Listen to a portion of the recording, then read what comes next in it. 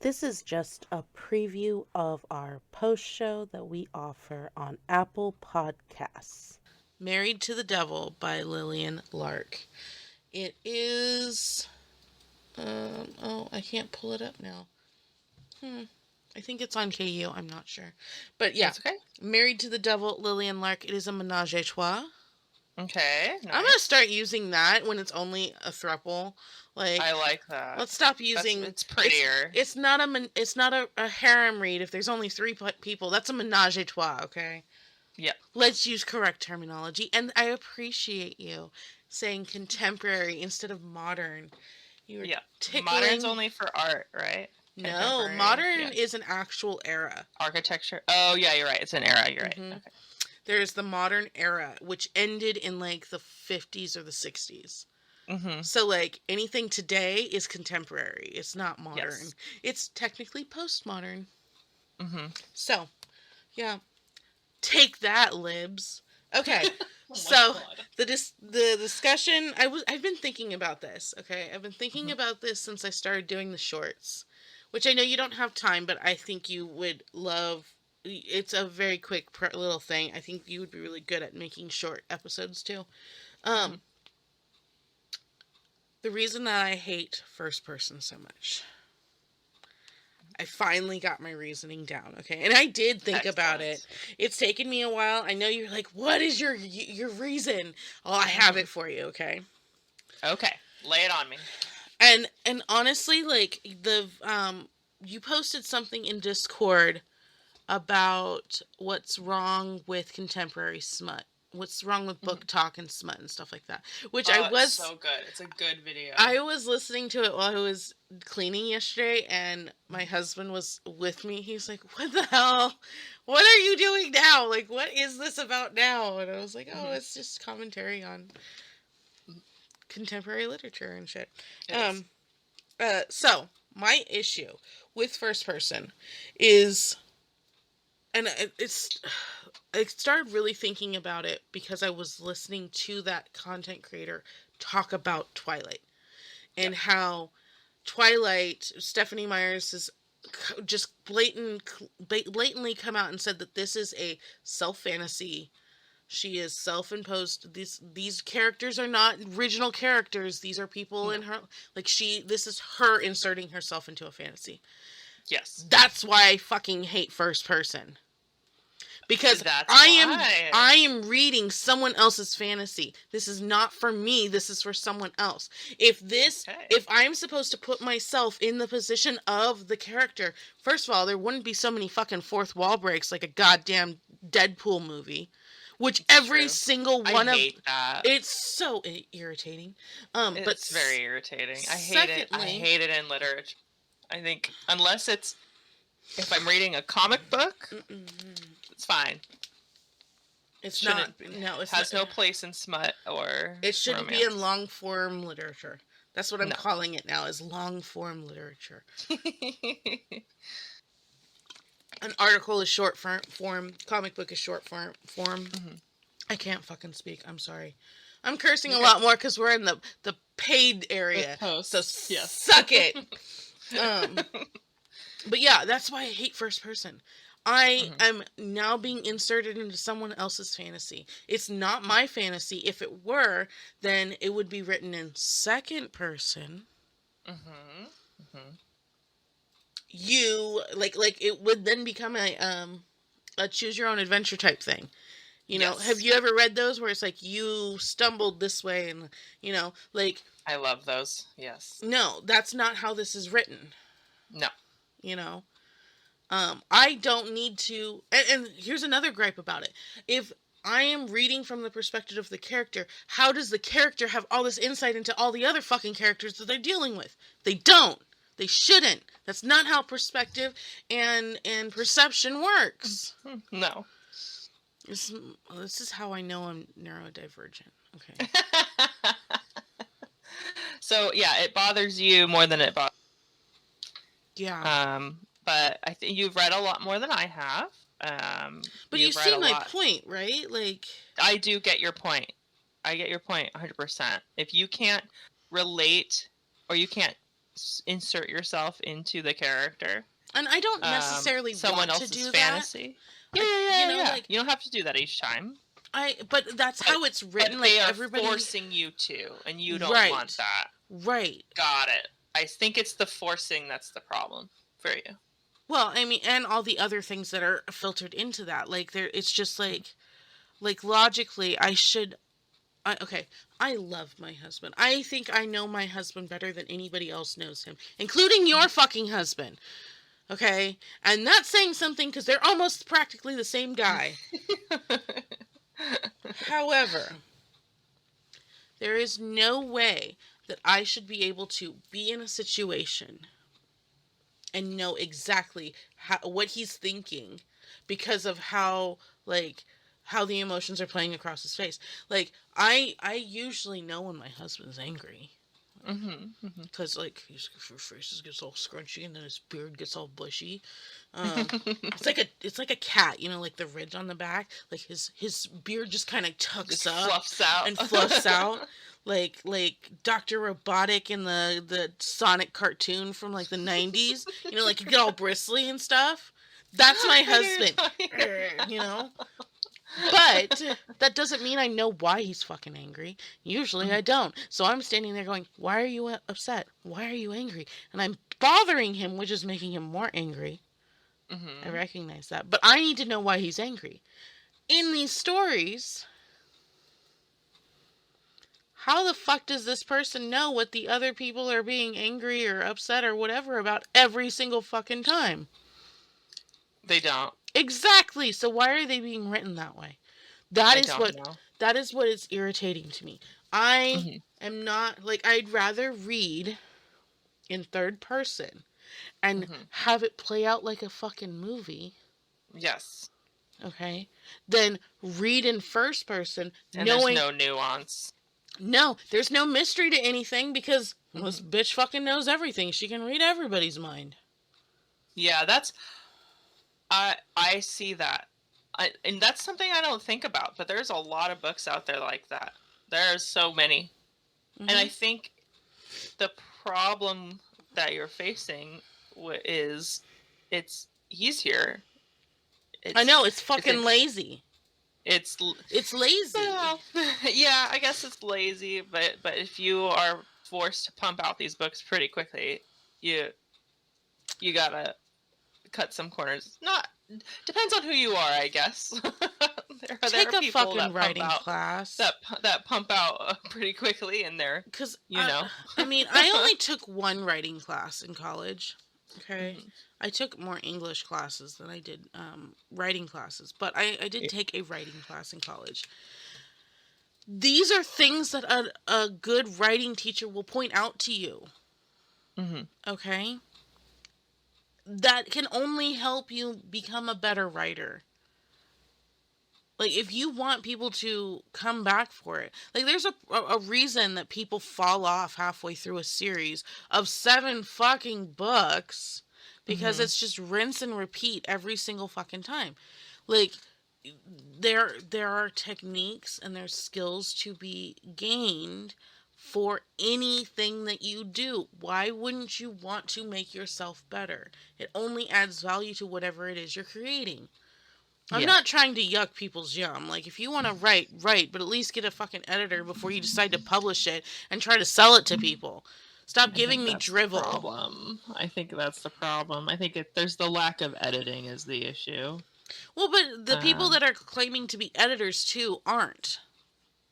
They're just readers who are like, oh, I could help. I've read a lot. I could help. You don't know how to wield a red pen, and you don't know how to give comments on what's going on. You're not able to see through it. You just want to read fucking stories, which there's no problem with that. I just want to read fucking stories. I told my therapist if I could make money reading stories, I would. That's how we got onto this podcast, to be absolutely fucking frank. But that there is a difference between being an editor, a proofreader, and a reader. And a lot of these people are just readers. They're able to point out some plot holes sometimes, but I mean, how often do we get do we run into, oh, it was great until this giant fucking plot hole showed up. Like grandma running down the street and he just happens to find her. Mm-hmm. Like, that's a huge... I mean, I know it's a plot device, but that plot device is a fucking sinkhole. Mm-hmm. You know? So that is my problem with first person. Now you know why Doc stars on it. Is because this is not how it doesn't actually help the story, and more often than not, I think it takes away from the story. So when I say it was first person, I'm taking a star off, it's because there's a whole bunch of little fucking things in there that contributed to it. And as soon as I see a first person story, or start reading a first person story, I basically start ticking every single time I see one of those things because I know they're fucking coming. Yep. It's unavoidable when they do first person. Yeah. And because this is the paid post show, like, I doubt any author is actually going to hear my griping about it.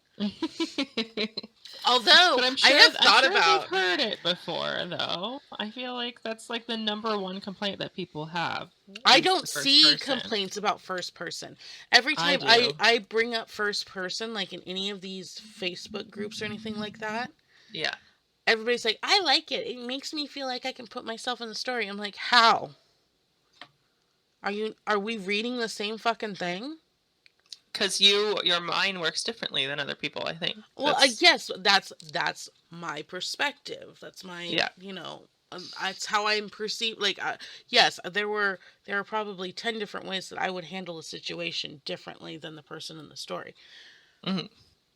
But then you don't need to have it in first person to get that across. No, you don't. In fact, it would be better if it were in third person, because then I'm not trying to insert myself into that. Right. That's my point. You know what? I think I'm going to make this episode a free episode as a preview on why people should do Apple Podcasts or join our Discord, because you get access. I give you a link to these episodes for free if you are, well, I guess it's not for free, but if you are a paid Discord member, then you get these episodes for free. I send you a link onto our drive where they're all stored, and you can listen to them from there. So, all right. Do you have anything to add on this first person? I'm sorry, it was just like a fucking rant. You needed to get it out, and I've always been curious about why. And I understand now. I'm glad that we've talked about it, because I do understand what you're saying. I don't know if I relate to it that much, but I get it. That's fair. I get the frustration, especially if you see it in every 90% of the stories that you read. 98% of the stories I read are in first fucking person at this point. Yeah, it's so irritating. And that's why I get so excited. I'm like, oh, it's in third person. Yes. Yeah. Because I would say not even 98. I'd say 99.9%. Mm-hmm. I think there were 4 books last year that we read that were in third person. Out of 275 that I read, 4 of them I think were in third person point of view. I feel like since I read so less compared to you, little compared to you, mm-hmm. I think what you have curated for our podcast, I've probably read a little bit more mm-hmm. in third person as far as the percentage wise of the books that I've read. Mm-hmm. But so I don't have the same perspective as you, because you are so oversaturated with it. That's and true. I get that. I get that frustration. It's kind of, I think you're frustrated because you view it as an insult to the reader that they can't make up their own mind. And I think that's some good insight. I like that. Yeah. So, and I would get frustrated with that too. That you're just like, okay, why are you telling me how to read the situation, mm-hmm. how this person is reading? If it's supposed to be a self-insert, mm-hmm. then why are they reacting it to things the way that they are? And when it's so blatantly not that? Yeah. Or how do you know that this person knows why the other person is angry or knows every single little bit about every single situation? Mm-hmm. That's frustrating. I think that's also why a lot of these first persons end up being the one. We always talk about, oh, it's a the one situation. Because, Yep. yes, every girl wants to feel special. Yes. I want to feel special all the time. But you know what? That's what my husband is for. Mm-hmm. I don't need somebody's self-inserted fantasy to feel special. And if that's how you have to feel special is becoming this all god powerful at the end of 3 books, you are a fucking god, then there's some other things we need to talk about. Not just your horrible writing style. That's how that's 100% valid. I don't know. You are also different because you eat through so many of these books that are very similar. I feel like a lot of these authors are pumping out these books because they're like, oh, maybe this will be the only book that this person reads in a year or so. And they're like, oh, wow, this is the most amazing thing I've ever read. It's like, as a reader, as an avid reader, like, okay, you want that, but a million times better? Like, here you go. Yeah. Yeah, it does. So. It does feel like everybody's trying, and I don't know if this is true. Like, historically, we're gonna put my historical hat on. Historically, the hive conscious idea is not a new thing. Okay, like throughout history, we have had blips where people have discovered the same thing about the same time or invented the same thing at the same time. It could be that all of these people, we'll say people because they're not all women, they're not all men, are writing a story that they have an independent thought have come up with on their own, and they all just seem to be publishing around the same time, and only 1 or 2 of them get big. That is possible. Okay, it could be that everybody. It could also be. This could be another theory, an adjacent one, that somebody read something, one of the popular ones, and decided they were going to invent a better mousetrap and rewrite it and maybe insert there, and it's just exponentially gone on. Okay, oh, I could do that better. Let's take elements of this and make it better over here. Oh, I could do that one, and so on and ad nauseum. Both of those are legitimate.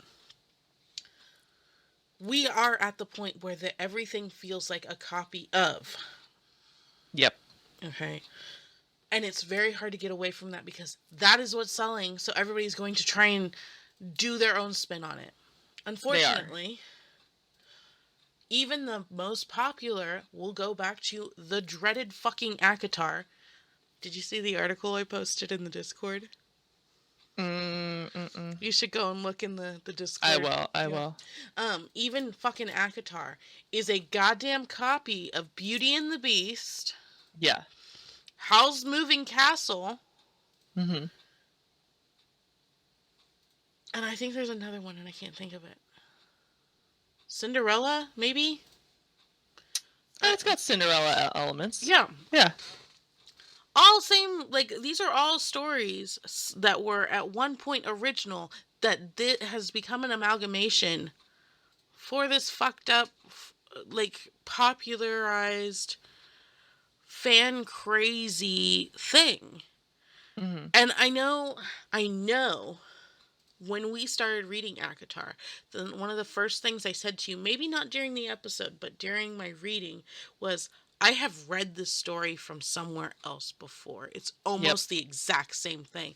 And it was only published a couple of years ago, whereas ACOTAR was written almost 15. Like, I've read this already. Same thing. So, I mean, the quantity of books that I have read, I that's why I try to open up, like, you pick a book, I'll pick a book. Why I'm trying to get the co-host pool together so that we can branch out, because I am tired of reading the same freaking things. If somebody else can recommend a book that I haven't read, I'm over the moon. So that's why I'm actually really excited about Poisoner. Yeah. Because I hadn't heard about this one. It hadn't come up on anything, so I'm really looking forward to reading it. Yes. All right, so closing out this post show. Thank you so much again for letting me rant. Of course. I'm so freaking you tired. Needed it. I've been holding on to it for like the whole entire month. Like I seriously started thinking about it when I started posting that content creator about Twilight. Because I think the first thing I posted was, this is a Stephanie Meyer self-insert. She said that. So I was like, holy shit. Because I feel like Twilight really made popular the first point of view. They did. So. Well, I think it started before that with a lot of YA. But Twilight really brought is a YA. YA. Yes. Romance. Yeah. Mormon coded. Very. Extremely. Anyhow. Thank you guys for joining us on the post show. We post these post shows after every book discussion. They're only available on Apple Podcasts to our paid subscribers and to our paid members on the Discord. If you'd like to join our co-host pool, we'd love to have you. Add in some new voices, add in some new books, because as you guys can see, we're reading the same things as just discussed. We'd love some new blood. Cass, yes, I love you. Oh, I love you too, girl. Happy Valentine's Day. Thank Happy you. Valentine's Day. Thank you for spending some time talking with me. And thank you guys for joining us. Remember, life is too short for vanilla. Enjoy some smut. Bye. And get the post show available only on Apple Podcasts.